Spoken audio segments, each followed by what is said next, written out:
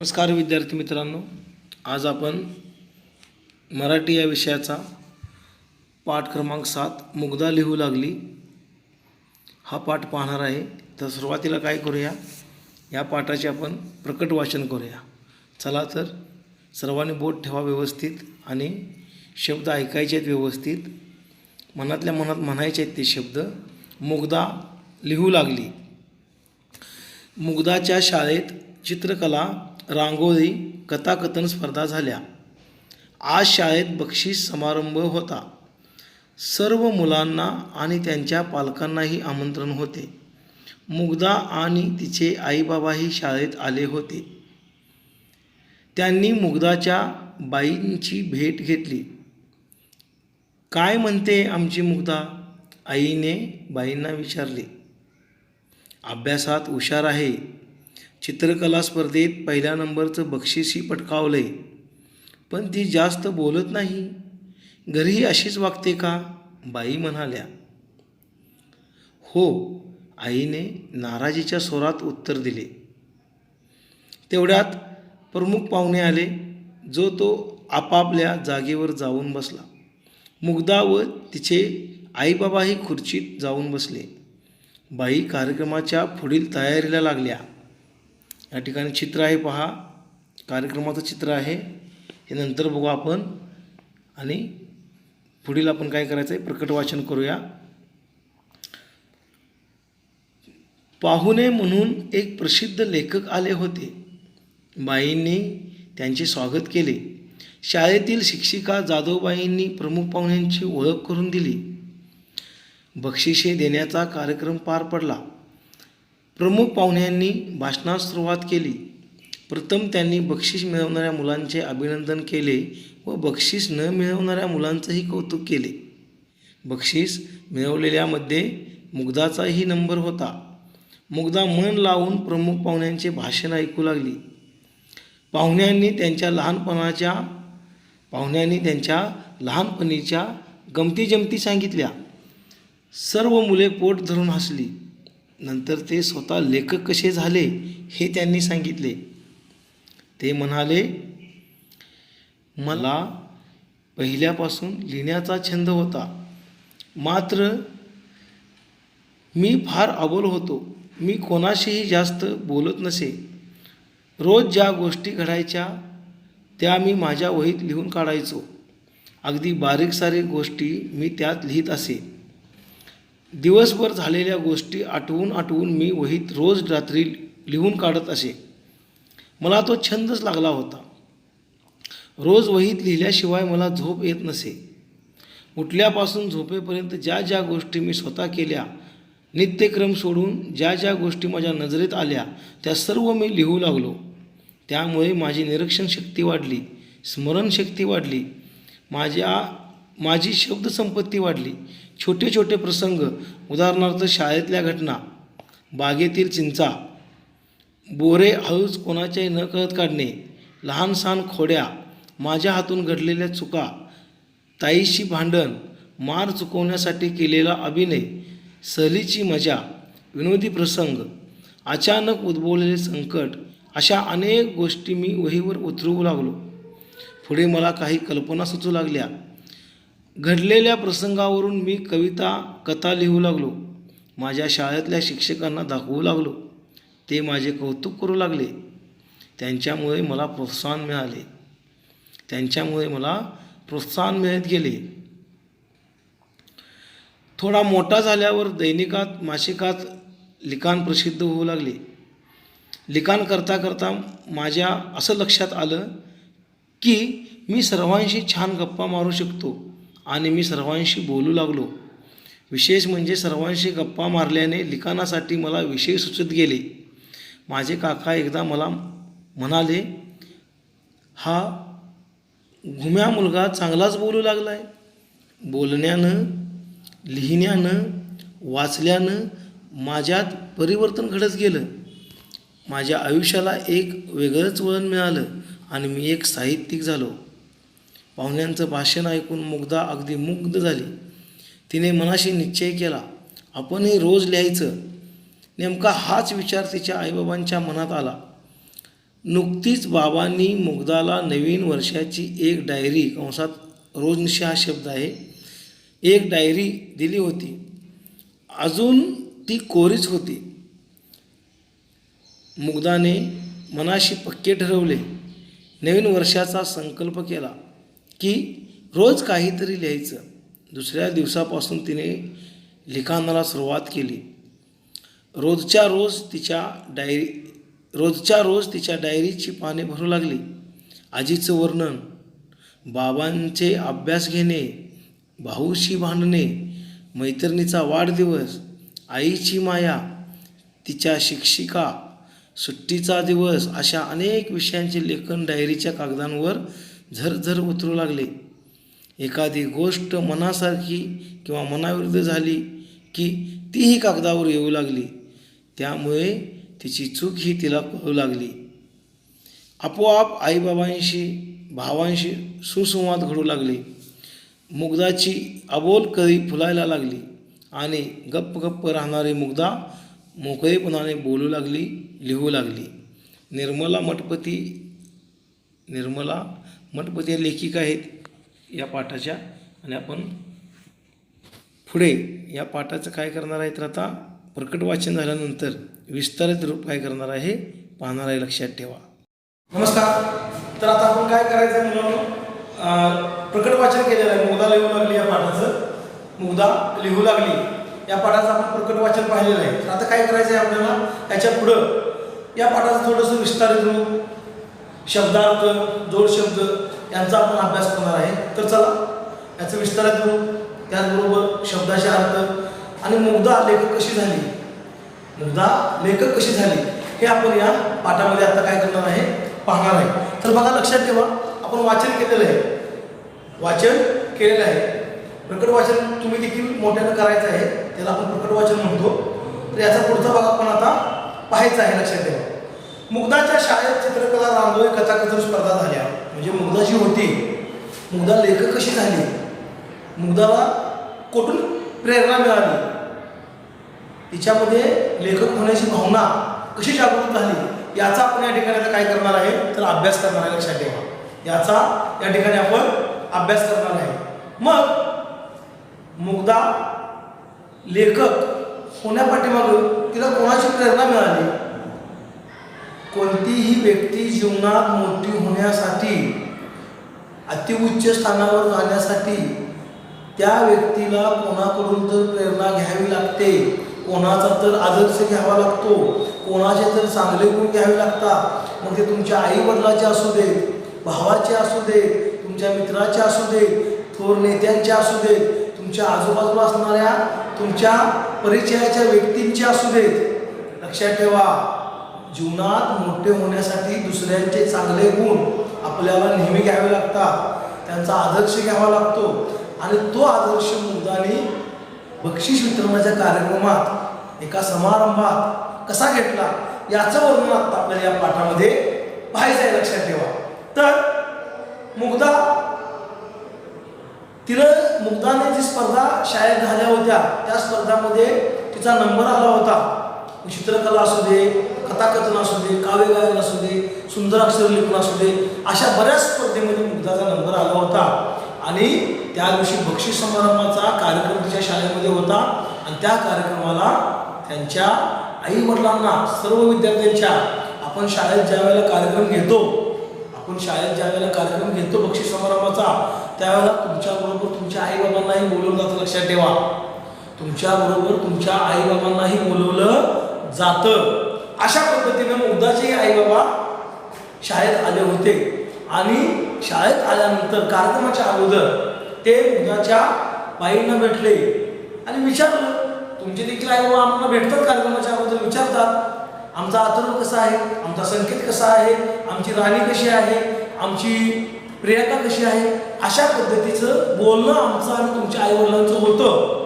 तसं मुग्धाच्या आईबाबांनी देखील मुग्धांच्या बाईंना विचारलेलं आहे की आमची मुग्धा कशी आहे, आमची मुग्धा शाळेत कशी आहे. त्यावेळेला बाई काय म्हणतात, ती अबोल आहे, म्हणजे बोलत नाही, अबोल, जास्त बोलत नाही. या ठिकाणी अबोल,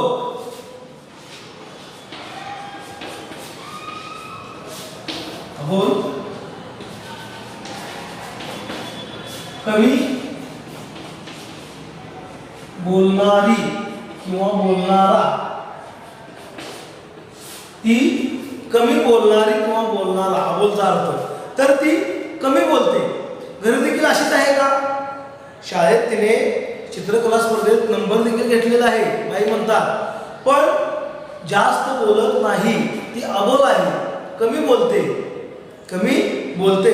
अभ्यासात हुशार आहे, शाळेत विविध स्पर्धेमध्ये भाग घेते, पण बोलत मात्र नाही. माझ्याबरोबर ती सुसंवाद किंवा संवाद कमी साधते. अशा पद्धतीने बाई उद्याच्या आईबाबांना सांगतात. पण एवढ्यात काय होते की पाहुणे येतात आणि बाई कार्यक्रमाकडे स्टेजवरती जे सभामंडप असतो तिकडे जातात. सर्व पालक जे मुलाचे आई वडील आणि अन्य मुलांचे पालक देखील कार्यक्रमाला आपापल्या जागेवर जाऊन बसतात. प्रमुख पाहुणे सभामंडपात स्टेजवरती येतात, बसतात. ते प्रसिद्ध लेखक असतात. प्रमुख पाहुणे प्रसिद्ध लेखक असतात, लक्षात ठेवा. बाई त्यांचे स्वागत करतात. शाळेतील शिक्षिका जाधवबाईंनी प्रमुख पाहुण्यांची ओळख करून दिली. म्हणजे प्रस्तावना असते, ज्यावेळेला कार्यक्रम चालू होतो त्यावेळेला स्टेजवरती जे पाहुणे आहेत त्यांची ओळख करून दिली जाते. हे पाहुणे कोण आहेत, हे काय करतात, त्यांची प्रसिद्धी काय आहे, त्यांचं लिखाण कसं आहे, किंवा कोणते उद्योगपती आहेत का, किंवा नट आहेत का, गायक आहेत का, अशा पद्धतीची ओळख आपल्याला या कार्यक्रमामध्ये प्रमुख पाहुण्यांची अगोदर करून दिली जाते. आणि आपण हे सर्व ऐकत असतो, लक्षात ठेवा ही ओळख. आणि अशा पद्धतीने जाधवबाईंनी प्रमुख पाहुण्यांची काय करून दिली, ओळख करून दिली. प्रमुख पाहुण्यांची काय करून दिली, विद्यार्थी मित्रांनो, ओळख करून दिली, लक्षात ठेवा.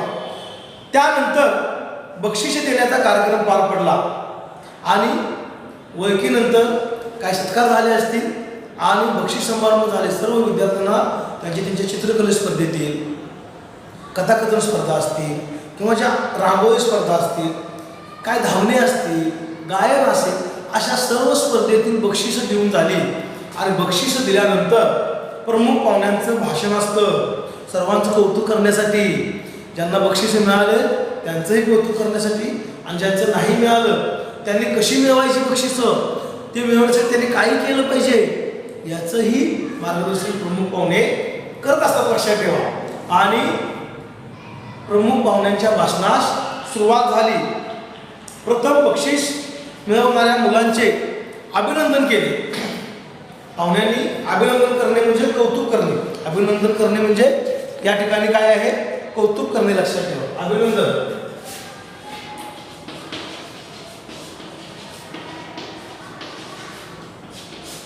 अभिनंदन, शाबासकी किंवा कौतुक,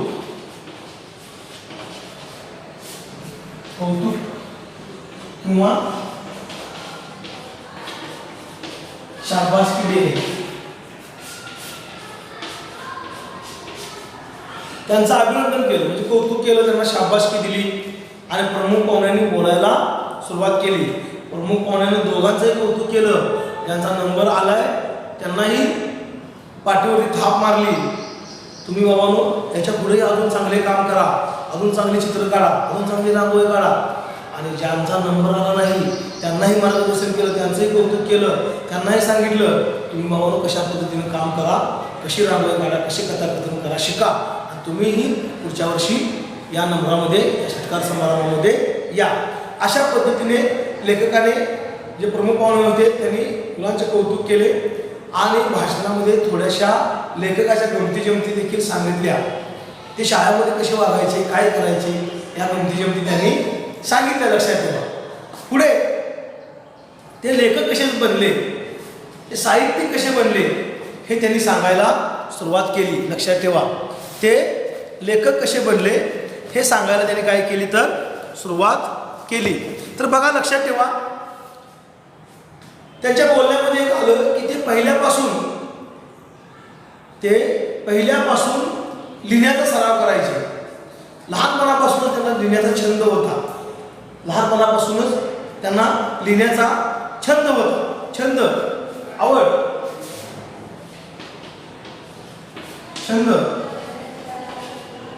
आवड, नाद, ग्रामीण भाषेचा शब्द नाद होता. आवड, नाद, तर त्यांना छंद होता लहानपणापासून लिहायचं, काही ना काहीतरी लिहायचं. ते देखील अबोल होते. मी अबोल या ठिकाणी तुम्हाला लिहिलेलं अबोल. लेखक देखील कमी बोलायचे, ते कोणाशी जास्त बोलत नव्हते, पण रोज ज्या गोष्टी घडल्या त्या वहीत लिहून काढायचे. लक्षात ठेवा. काय करायचे, आज शाळेत काय घडले, रस्त्याला काय घडले, घरामध्ये काय घडले, मित्रांच्या खेळताना काय घडलं, खेळता खेळता काय काय गोष्टी पाहिल्या. त्याचबरोबर रात्री झोपायच्या अगोदर आपण घरामध्ये काय काय झालं, सकाळी उठल्यापासून ते रात्री झोपेपर्यंत जे काय त्यांच्या जीवनामध्ये ते पाहायचे ते रोज वहीत लिहून काढायचे. ते काय करायचे, वहीत आठवायचे. आठवून आठवून आठवून ते काय करायचे की लिहून काढायचे. लक्षात ठेवा. मग रोज वहीत लिहिल्याशिवाय त्यांना झोप लागत नव्हती. रोज ज्या त्या गोष्टी आहेत त्या लिहिल्याशिवाय लेखकाला झोप लागत नव्हती. म्हणजे ती गोष्ट लिहायची, आजच्या आज लिहून काढायची आणि मगच झोपायचं. म्हणजे सकाळी उठल्यापासून झोपेपर्यंत ज्या गोष्टी पाहिल्यात त्या गोष्टी ते काय करायचे, वहीत लिहून काढायचे. लक्षात ठेवा. नित्यक्रम सोडून, नित्य म्हणजे रोजचा क्रम, म्हणजे जो आपला आंघोळ करणे, बाथरूमला वगैरे जाणे, केस विंचरणे, कपडे घालणे, हा नित्यक्रम याला म्हणतात. लक्षात ठेवा. हा नित्यक्रम सोडून बाकीच्या सर्व गोष्टी लेखक काय करायचा की वहीमध्ये लिहून काढायला. लक्षात ठेवा. त्यामुळे काय झालं, लेखकाची निरीक्षण शक्ती वाढली. निरीक्षण म्हणजे आजूबाजूला बघायचं, काय दिसतंय का, आपल्याला काय पाहता येतंय का, हे कसं झालं. समजा आपल्या बाजूला झाड आहे, झाड लहान कसं असतं, मोठं झाल्यानंतर काय होतं, झाडावर कोणते पक्षी आहेत, किती प्रकारचे पक्षी आहेत, झाडाला जगण्यासाठी काय लागतं, अशा प्रकारची निरीक्षण शक्ती त्यांची वाढली. त्याचबरोबर या गोष्टीमुळे हे कसं स्मरणशक्ती वाढत गेली. त्यांच्या डोक्यामध्ये जास्त प्रकारचा अभ्यास राहू लागला. म्हणजे निरीक्षण शक्तीमुळे स्मरणशक्ती त्यांची वाढली. त्याचबरोबर लक्षात ठेवा, न कळत ह्या सर्व गोष्टी करता करता तुमची शब्दसंपत्ती देखील वाढते. आपण बऱ्याच गोष्टी शिकतो. समजा एखाद्या रस्त्यात जाताना आपण रस्ता पाहतो, रस्त्यावर पडल्यावर दगड पाहतो, दगड पाहिलं तर म्हणतो दगड कोणत्या बाजूला आहे, दगडाचा रंग कोणता आहे. अशा पद्धतीने आपली शब्दसंपत्ती वाढत जाते. अशा पद्धतीने जर आपण निरीक्षण केलं तर आपली शब्दसंपत्ती देखील आपली काय होते तर वाढत जाते. अशा पद्धतीने ज्यावेळेला लेखक लिहू लागले त्यावेळेला त्यांची स्मरणशक्ती वाढली, निरीक्षण शक्ती वाढली, शब्दसंपत्ती वाढली. आणि हे काय करू लागले की छोटे छोटे प्रसंग जसे उदाहरणार्थ शाळेत घडलेल्या घटना, बागेतून आपण चिंचा काढणे, बाजारात गेलो त्या ठिकाणी काय केले, किंवा शेतामध्ये गेलो बोरं काढणे, वेगवेगळ्या प्रकारचे पेरू काढणे, फळे गोळा करणे, किंवा शाळेत बाबा बाईचं मार्ग चुकवण्यासाठी अभिनय करणे, माझे पोट दुखतंय किंवा डोकं दुखतंय, अशा पद्धतीचा अभिनय करणे. आपण करतो अभिनय. आपल्याला काही शिकायचं नसलं, वाचायचं नसलं तर आपण सांगतो की माझं पोट दुखतंय बाई, आज माझं डोकं दुखतंय. अशा पद्धतीचे अभिनय करणे, लहान सहानशा खोड्या काढणे, बेंचवर बसल्यानंतर आपल्या मित्राला चिमटा काढणे आणि बघायचं नाही, माझ्याचं पुस्तक फेकणे, खोड रबर फेकणे त्याचा आणि आपण शांत बसणे. अशा प्रकारचं जी मजा होती ती सर्व मजा हे लेखक घ्यायचे आणि ते रात्री काय करायचे की लिहून काढायचे. रात्रीच काय करायचे की लिहून काढायचे.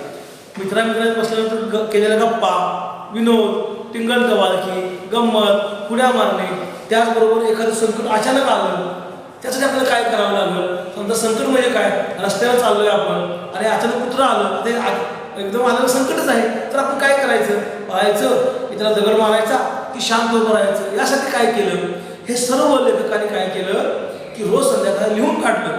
लिहून काढल्यामुळे त्यांची स्मरणशक्ती, शब्दसंपत्ती आणि निरीक्षण शक्ती वाढली. लक्षात ठेवा. आणि यामुळे त्यांना लिखाणाचं प्रोत्साहन मिळत गेलं. म्हणजे आपण काहीतरी लिहू शकतो, करू शकतो. ज्या वेळेला एखादी गोष्ट तुम्ही पाहिजे तुमच्या हाताखाली गेली की त्याचं ज्ञान जास्त होतं. लक्षात ठेवा. त्यामुळे लेखकाला ह्या गोष्टी सुचत गेल्या. पुढे त्यांना अनेक कल्पना सुचू लागल्या. घडलेल्या प्रसंगावर ते कविता करू लागले, कथा करू लागले. समजा एखादी त्यांना झाडाची किंवा नदीची जर ओळख झाली, नदीजवळ गेले तर त्या नदीवरती कविता करू लागले. नदीवरती कविता करू लागले. लक्षात ठेवा. म्हणजे कथा लिहिणे, कविता करणे हा त्यांचा छंद झाला. आणि शाळेत लोक त्यांचं कौतुक करू लागले, शिक्षक कौतुक करू लागले, त्यांना प्रोत्साहन देऊ लागले. लक्षात ठेवा, त्यांना प्रोत्साहन देऊ लागले, शाळेत त्यांना प्रोत्साहन देऊ लागले. लक्षात ठेवा. त्यामुळे लेखकांची आपोआपच लिखाण करण्याची क्षमता, निरीक्षण शक्ती, शब्द संपत्ती वाढू लागली आणि ते वाढवत गेले. लक्षात ठेवा. थोडा मोठा झाल्यावर, लेखक थोडे मोठा झाल्यावर किंवा मोठे झाल्यानंतर त्यांना दैनिकात, मासिकात लिखाण प्रसिद्ध होऊ लागले. त्यांचं जे लिखाण आहे ते दैनिक, दैनिक म्हणजे पेपर, रोज प्रसिद्ध होणारे पेपर. दैनिक म्हणजे काय? वर्तमानपत्र. दैनिक म्हणजे वर्तमानपत्र. आपण त्याला काय म्हणतो? पेपर म्हणतो. लक्षात ठेवा. रोज येतो. मासिक म्हणजे दर महिन्याला प्रसिद्ध होतं. दर महिन्याची 1 तारखेला येणार आपण मासिक म्हणतो. अशा प्रकारचे लेखनाचं साहित्य आहे. हे तुम्ही पुस्तकात आहे पहा. तर मासिक यांच्यामध्ये लेखकाच्या कथा प्रसिद्ध होऊ लागल्या आणि त्यामुळे लेखक सर्वांशी बोलू लागला, छान गप्पा मारू लागला, त्यांची बोलण्याची कलाही वाढली. लेखक अबोल होते. लक्षात ठेवा. लेखक काय होते? प्रमुख पाहुणे अबोल होते आणि त्यांची बोलण्याची कला वाढत गेली. ते इतरांशी संपर्क साधू लागले, इतरांशी संपर्क साधू लागले. गप्पा मारल्यामुळे त्यांना लिखाणातले विषय सुचू लागले. एकमेकांशी बोलल्यामुळे दुसरा विषय, हा विषय, तो विषय कसे घ्यायचे हे त्यांना सुचू लागले आणि त्यातून ते लिहित गेले. लक्षात ठेवा. त्यांचे काका एकदा घरी आले आणि त्यांना म्हणाले, अरे हा घुम्या, म्हणजे लेखक कधीच बोलत नव्हते, त्यामुळे त्यांचे काका काय म्हणाले, हा घुम्या मुलगा चांगलाच बोलू लागलाय. घुम्या म्हणजे न बोलणारा, घुम्या म्हणजे काय? कमी बोलणारा, अबोल. घुम्या म्हणजे कमी बोलणारा. आपण म्हणतो की काय घुम्या आहेस, जरा बोल की. तर अशा पद्धतीने घुम्या म्हणजे कमी बोलणारा मुलगा जास्तच बोलू लागला नाही. कशामुळे? तर बोलण्यानं, लिहिण्यानं, वाचल्यानं लेखकांच्यात परिवर्तन घडत गेलं. लक्षात ठेवा. त्यांच्या आयुष्याला एक वेगळंच वळण लागलं आणि ते साहित्यिक झाले. साहित्यिक म्हणजे काय? लेखक. साहित्यिक म्हणजे काय?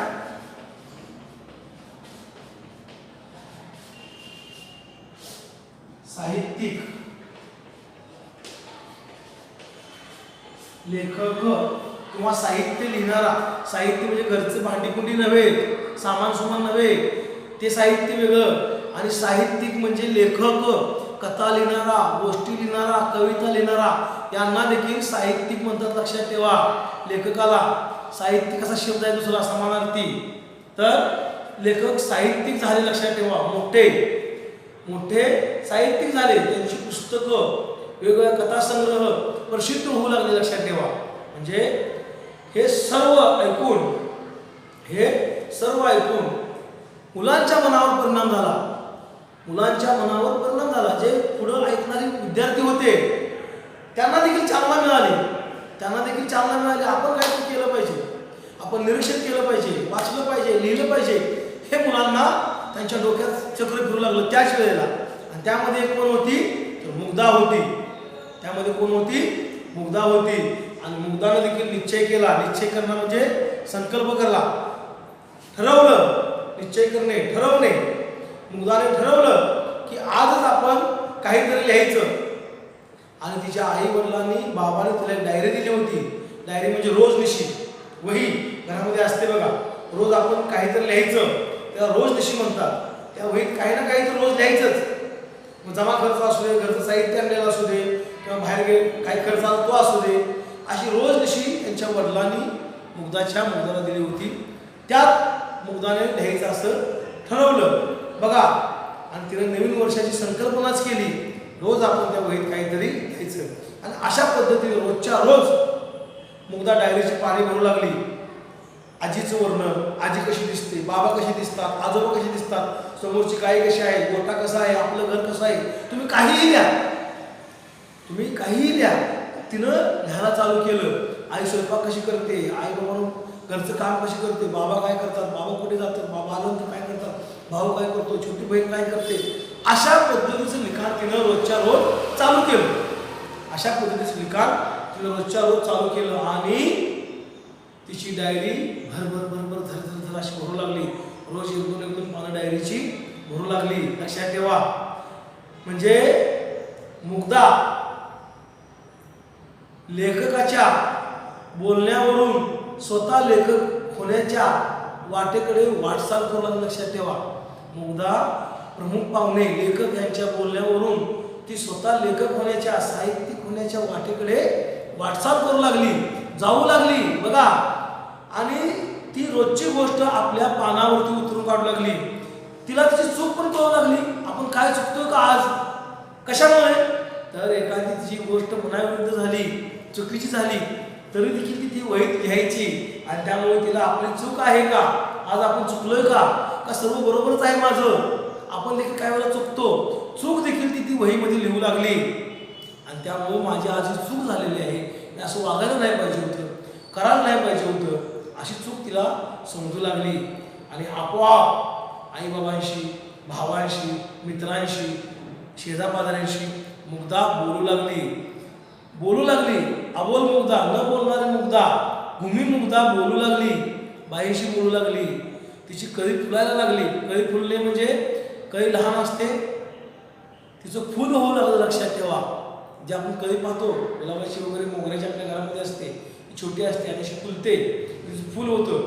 त्या पद्धतीनं मुग्धानं आपल्या स्वतः लिखाणातून स्वतः लिखाण करून स्वतः लेखक होण्याची स्वप्न जी होती तिनं ती फुलवली. लक्षात ठेवा अशी आपोआप. आणि दिवसभर ती गप्पा मारू लागली, संवाद साधू लागली, आईशी बोलू लागली, शिक्षकाशी बोलू लागली, मित्रांशी बोलू लागली.